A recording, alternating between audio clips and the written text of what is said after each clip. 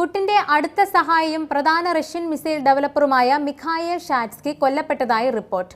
Ukraine യുദ്ധത്തിൽ Russia ഉപയോഗിച്ച മിസൈലുകളടക്കം വികസിപ്പിക്കുന്ന കമ്പനിയായ മാർസ് ഡിസൈൻ ബ്യൂറോയുടെ ഡെപ്യൂട്ടി ജനറൽ ഡിസൈനറും സോഫ്റ്റ്വെയർ വിഭാഗം മേധാവിയുമായിരുന്നു മിഖായേൽ ഷാറ്റ്സ്കി. കീവ് ഇൻഡിപെൻഡന്റ് ആണ് വാർത്ത റിപ്പോർട്ട് ചെയ്തിരിക്കുന്നത്.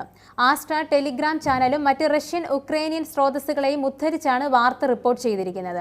മോസ്കോ മേഖലയിലെ ക്രെംലിനിൽ നിന്ന് 8 മൈൽ തെക്കുകിഴക്കായി കോട്ടൽനിക്കിയിലെ കുസ്മിൻസ്കി ഫോറസ്റ്റ് പാർക്കിൽ വെച്ചാണ് വെടിയേറ്റ് മരിച്ചതെന്ന് റിപ്പോർട്ട്. ആരാണ് വെടിയുതിർത്ത കൊലയാളി എന്നത് അജ്ഞാതമാണെന്നും റിപ്പോർട്ടിൽ പറയുന്നു. റഷ്യൻ ബഹിരാകാശ സൈനിക രംഗത്ത് ഓൺബോർഡ് ഗൈഡൻസ് സംവിധാനങ്ങൾ നിർമ്മിച്ച കമ്പനിയാണ് മാർസ് ഡിസൈൻ. 2017 ഡിസംബർ മുതൽ കമ്പനിയുടെ ഭാഗമാണ് ഷാറ്റ്സ്കി.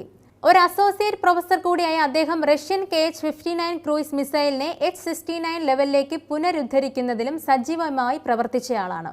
ഷാറ്റ്സ്കിയുടെ മരണം മുമ്പും റഷ്യൻ വിരുദ്ധ മാധ്യമങ്ങൾ റിപ്പോർട്ട് ചെയ്തിരുന്നു. അപകടകരമായ ഒരു കുറ്റവാളിയെ ഇല്ലാതാക്കി എന്നായിരുന്നു മാധ്യമപ്രവർത്തകനായ അലക്സാണ്ടർ നെവ്സോറോവ് ഷാറ്റ്സ്കി കൊല്ലപ്പെട്ടെന്ന് പറഞ്ഞുകൊണ്ട് ടെലഗ്രാം ചാനലിൽ കുറിച്ചത്. ഷാറ്റ്സ്കിയോട് സാമ്യമുള്ള ഒരാൾ മഞ്ഞിൽ മരിച്ചു കിടക്കുന്ന ഫോട്ടോകളും നെവ്സോറോവ് പങ്കിട്ടിരുന്നു.